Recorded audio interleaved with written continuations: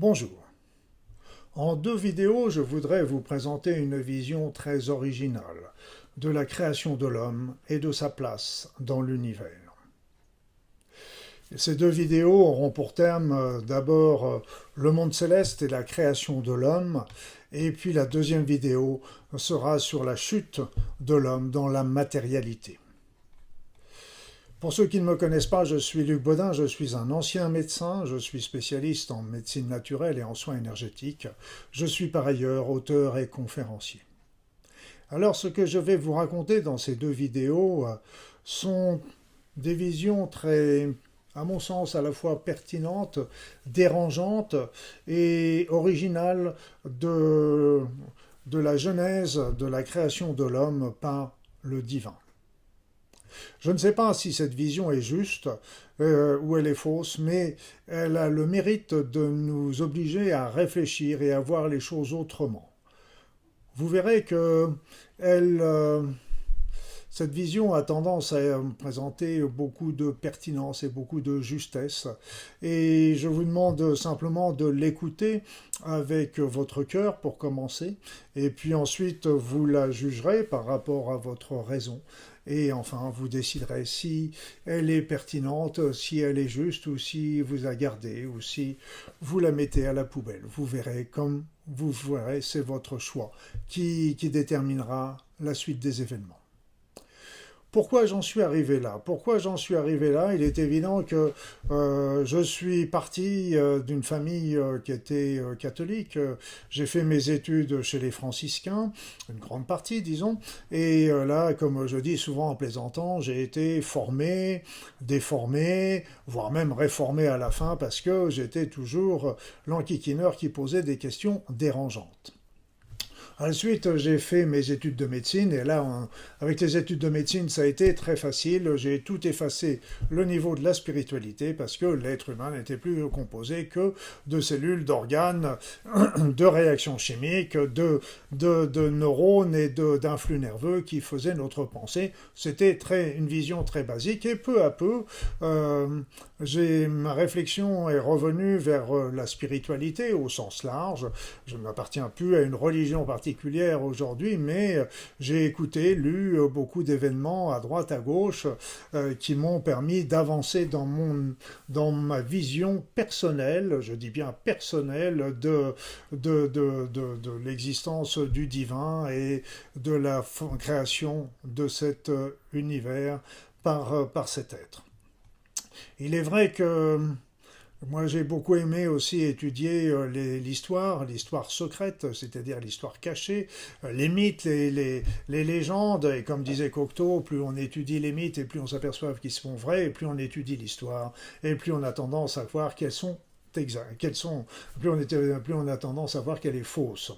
Et donc, c'était un petit peu là-dessus que j'ai regardé aussi les textes de la création du monde, dans les différentes mythologies, dans les différentes régions, qui racontent des histoires qui sont semblables, mais toutes un petit peu différentes.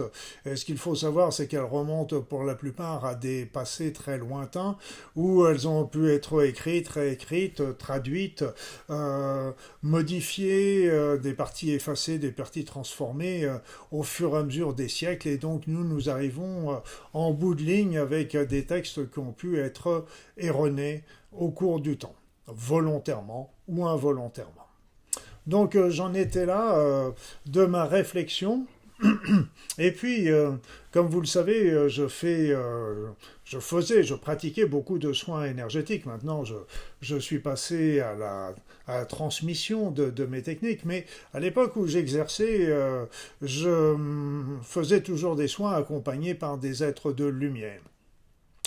Parce qu'en fait, pour être véritablement franc, qui faisait le soin, à proprement dit, c'était plus ces êtres de lumière, ces guides, ces anges, ces archanges, ces saints, ces médecins du ciel qui venaient, que je sollicitais pour venir faire le soin. Moi, j'étais simplement le petit chaînon qui reliait le patient à ces êtres de lumière. Mais c'était eux qui réalisaient cela. Donc, J'étais très confortable dans tout cela jusqu'à un jour où j'ai vu arriver dans mon cabinet pendant un soin Lucifer. Lucifer. Vous avez bien entendu, Lucifer. Il est évident que je m'en ai pas, j'ai vraiment eu des inquiétudes, comme vous pouvez vous en douter.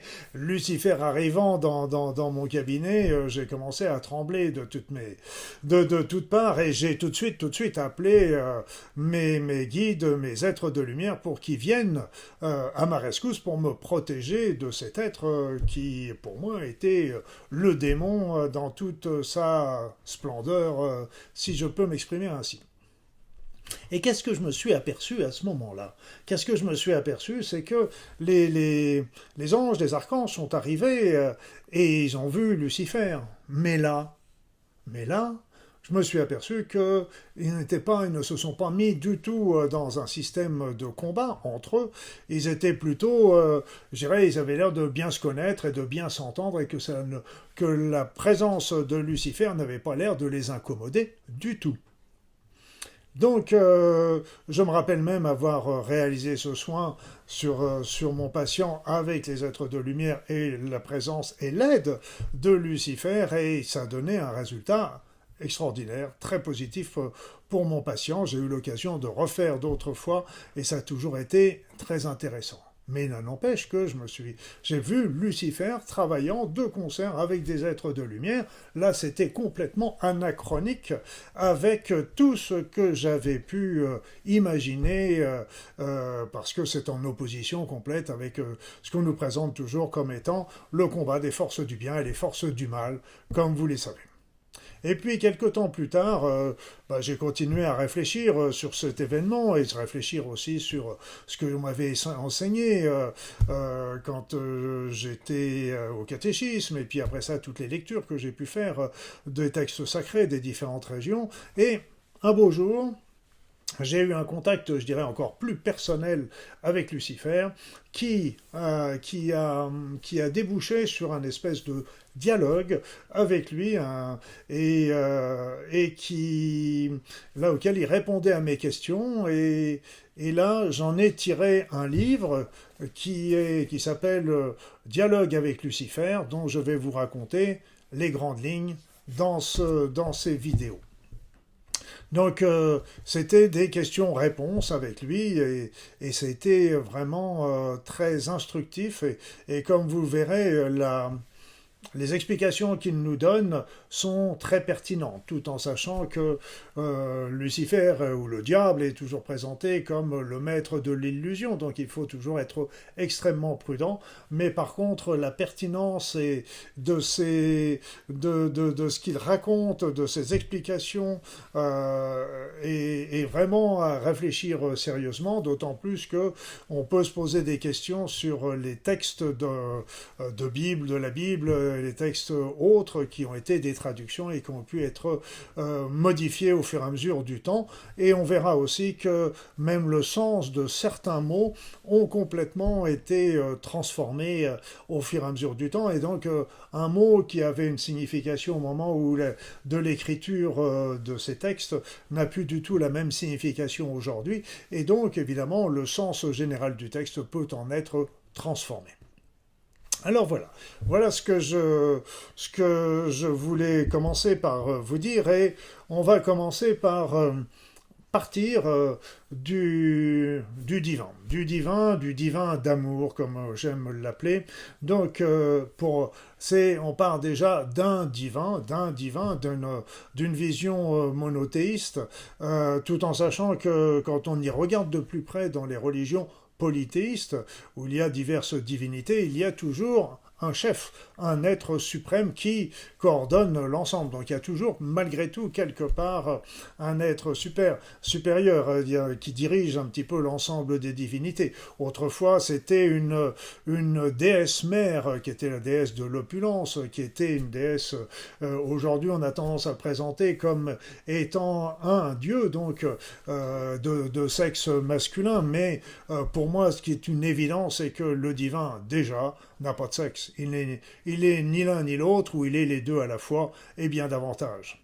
Donc pour moi, il y avait un divin d'amour, et c'est vrai que quand on regarde la Bible, par exemple, on raconte comme ça, c'est une vision intéressante des choses, c'est que l'Ancien Testament, la Bible, dans la Bible, l'Ancien Testament, encore, il y avait un Dieu, mais c'était un Dieu vengeur, un Dieu guerrier, un Dieu vindicatif, etc. Et puis après ça est arrivé Jésus qui nous a apporté un Dieu d'amour. Et il semblerait que l'avenir, et l'avenir proche, peut-être même ce que nous vivons aujourd'hui, est arrivé, c'est le Saint-Esprit. L'Esprit Saint qui arrive et qui va descendre sur nos têtes pour nous ouvrir notre esprit et arriver à l'Apocalypse, parce que vous savez que le mot Apocalypse n'est pas la destruction, le mot Apocalypse, ça veut dire bonne nouvelle, ouvrir notre esprit à des choses qui sont là devant nos yeux depuis toujours, mais que l'on ne voit pas. Donc c'est le Dieu vengeur, le Dieu d'amour, le Saint-Esprit qui ne forme toujours qu'un, trois aspects en un.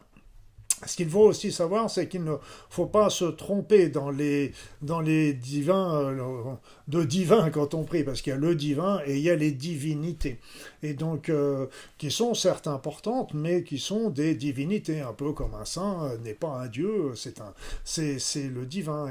Et on peut facilement créer des divinités, et ça, vous savez, imaginons par exemple un homme, une femme qui réalise des choses superbes dans cette vie, qui fait des actions très altruistes pour tourner vers les autres, etc. Et cet être décède. Au moment de son décès, il va y avoir beaucoup de personnes qui ont apprécié son travail, qui ont apprécié ce qu'il a fait, et qui vont commencer à prier pour lui, pour son évolution. Donc en fait, de l'autre côté, cet être va recevoir toutes ces prières, toute cette énergie. Il va ainsi développer sa force et sa puissance. Et s'il y a beaucoup de prières qui continuent d'arriver pour lui, il va avoir suffisamment de force pour pouvoir aider les personnes qui prient pour lui, pour intercéder aux demandes qui peuvent lui être faites. Et à ce moment-là, les adeptes vont commencer à avoir des résultats.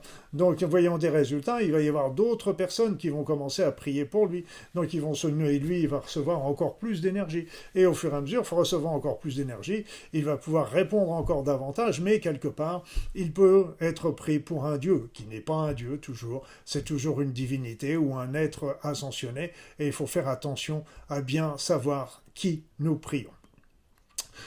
Donc Dieu, quel est-il? Il est bon, il est mauvais, il est quoi exactement? Il est masculin, il est féminin, il est qui?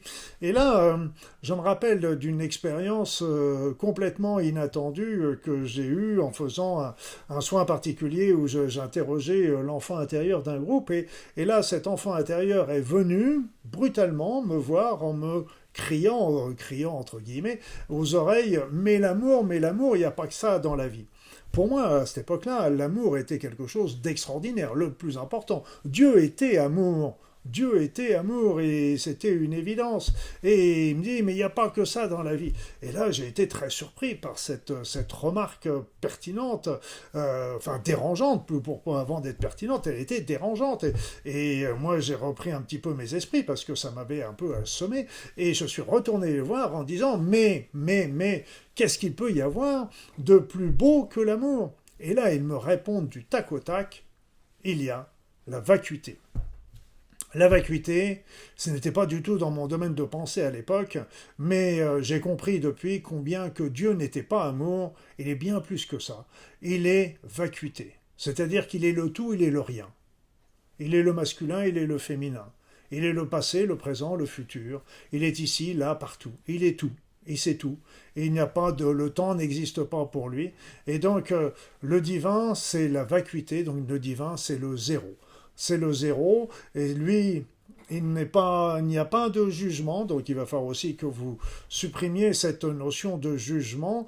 Lui nous accueille toujours avec amour, là justement, mais sans attente et sans jugement. Il ne nous juge pas, il nous prend toujours comme nous sommes. C'est extraordinaire, et ça peut être pris comme de l'amour, mais ça va bien au-delà de l'amour. Donc le divin, c'est le zéro, c'est la vacuité. Et puis, il a créé ce qu'on appelle les hiérarchies. Les hiérarchies sont des êtres qui sont d'une pureté extraordinaire. sont des êtres les plus purs que l'on puisse imaginer. Ils sont doués d'amour inconditionnel et sont là pour prier pour le divin, aimer le divin, accompagner le divin, mais ce sont, comme on dirait, des êtres unipolaires, unipolaires dans le sens qu'ils n'ont qu'une seule manière de fonctionner, c'est la pureté, c'est la sainteté, c'est la lumière, c'est l'amour, et non pas d'autres fonctionnements que cela. Ils répondent au divin, ils obéissent au divin, ils aiment le divin, ils bercent le divin, sont des êtres unipolaires. Donc il a créé des hiérarchies qui se trouvent dans ce monde céleste.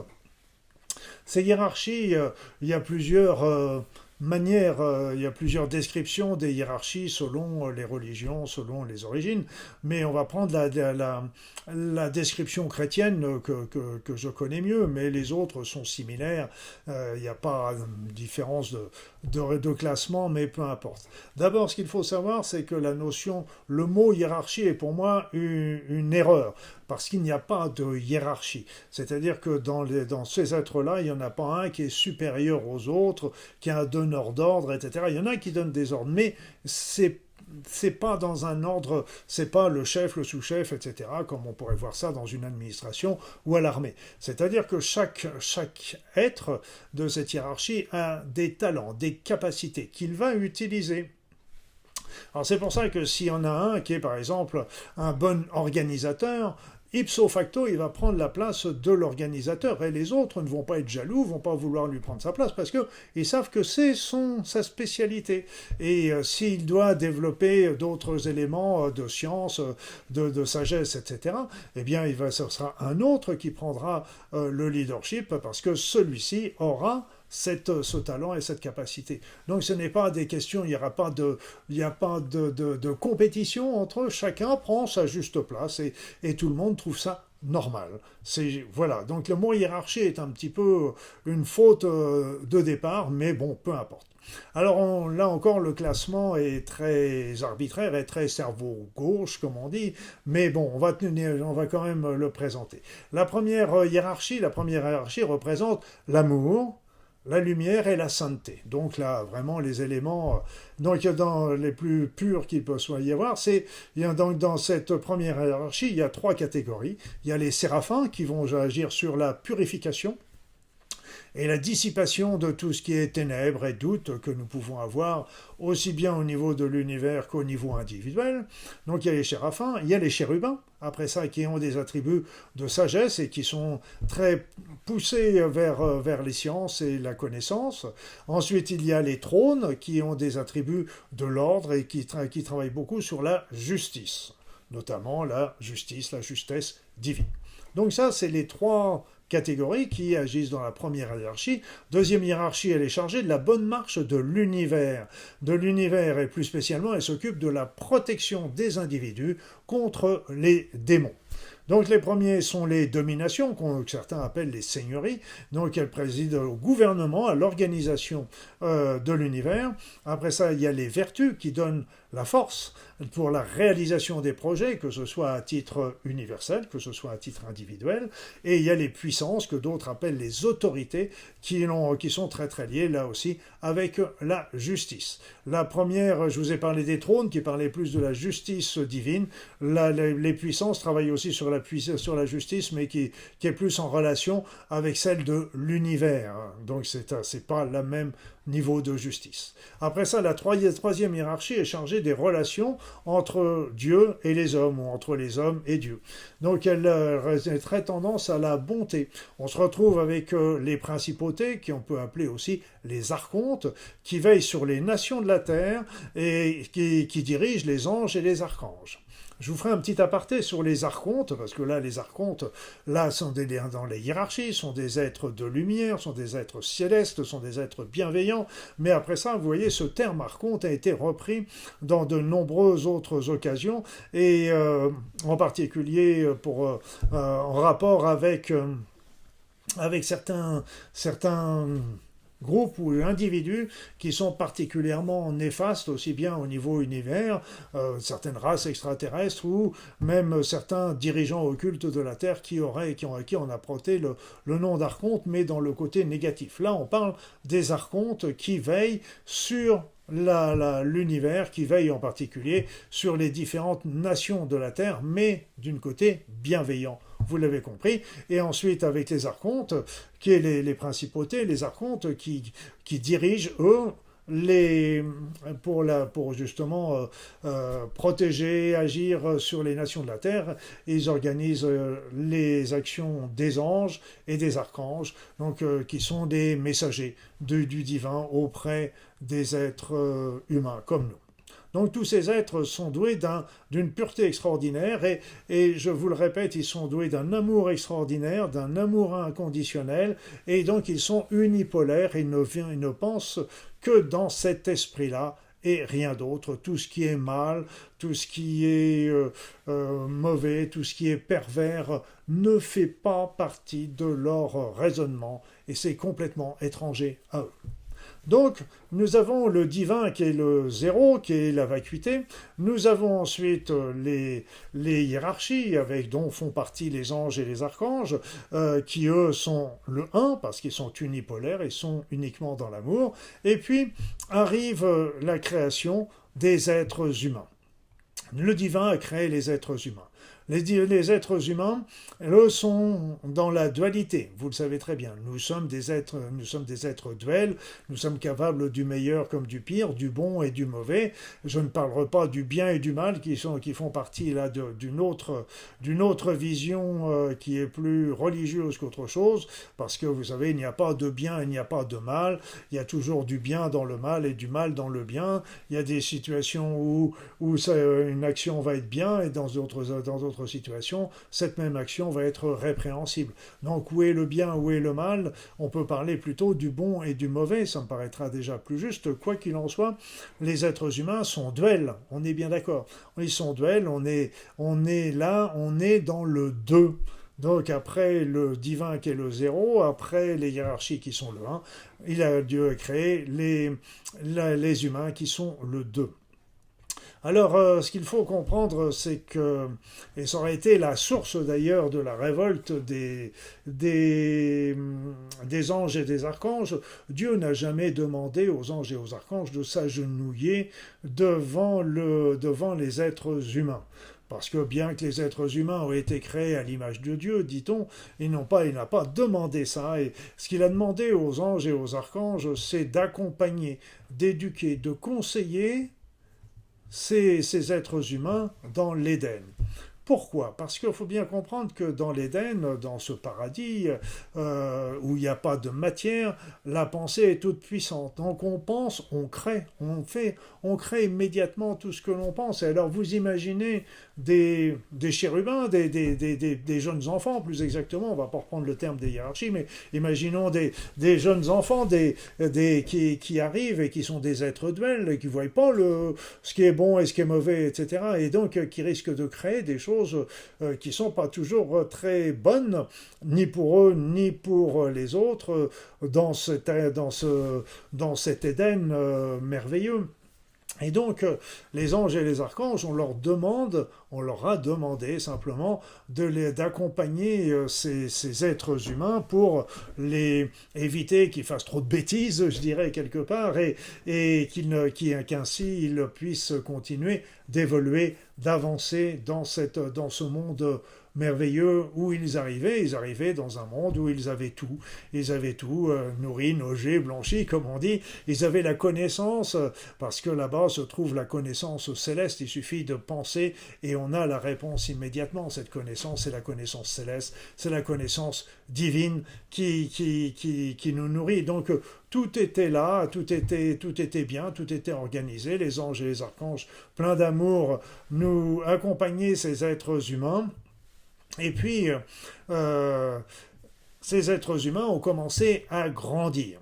Je ferai une petite aparté pour vous expliquer tout à l'heure, plus exactement dans la vidéo suivante, de quoi il en retourne de cette rébellion des anges et des archanges contre le divin. Je vous verrai que ce n'est pas du tout la même, ça n'a pas du tout le même sens que ce que l'on veut bien nous montrer habituellement, et c'est ce que m'a expliqué Lucifer, vous en jugerez par vous-même. Mais revenons un petit peu à ces êtres humains qui sont dans la maternelle, dans un endroit merveilleux où ils sont nourris, logés, ils sont chez des parents, ils sont aimés, on leur donne à manger, on les nourrit, on les habille, ils ont tout ce dont ils peuvent rêver, dans tout ce qu'ils peuvent avoir besoin, donc aussi bien sur le plan émotionnel que physique, que psychologique, etc. C'est un monde merveilleux. Mais ces êtres grandissent, et ils arrivent disons, à l'âge de l'adolescence, à la puberté. Et qu'est-ce qui se passe? Qu'est-ce qui se passe au moment de l'adolescence, de la puberté? Vous le savez aussi bien que moi, c'est l'âge de la rébellion contre les parents, la rébellion contre le système, la rébellion contre tout ce qui impose quelque chose. Et là, c'est les êtres humains, ils ont commencé à dire « Ouais, il y en a marre hein, du grand barbu là qui commande tout, et puis nous, on est obligé de suivre, on peut pas vivre notre vie, on a envie de vivre pleinement par nous-mêmes, on n'a pas envie d'être commandé, etc. etc. » Vous voyez ce que je veux dire? C'est ce que donc, cela n'est pas une surprise. Le divin n'a pas été surpris par cela. Il n'est pas possible. Tout comme les parents d'aujourd'hui ne sont pas surpris quand leurs enfants commencent à se rebeller contre eux, contre leur autorité, quand ils commencent à arriver à l'adolescence. On sait qu'il va y avoir des choses à cet âge-là, on le sait. Mais le divin le sait encore mieux parce que le divin est tout. Il est le passé, le présent, le futur. Quoi qu'il n'y a même pas de temps dans l'univers divin, il n'y a pas de temps parce que le temps est très lié avec la matérialité, avec la matière. Or, dans cet univers divin, il n'y a pas de matière, donc il n'y a pas de temps. Donc c'est pour ça qu'il y a l'éternité, on a du mal à l'imaginer avec nos cerveaux humains.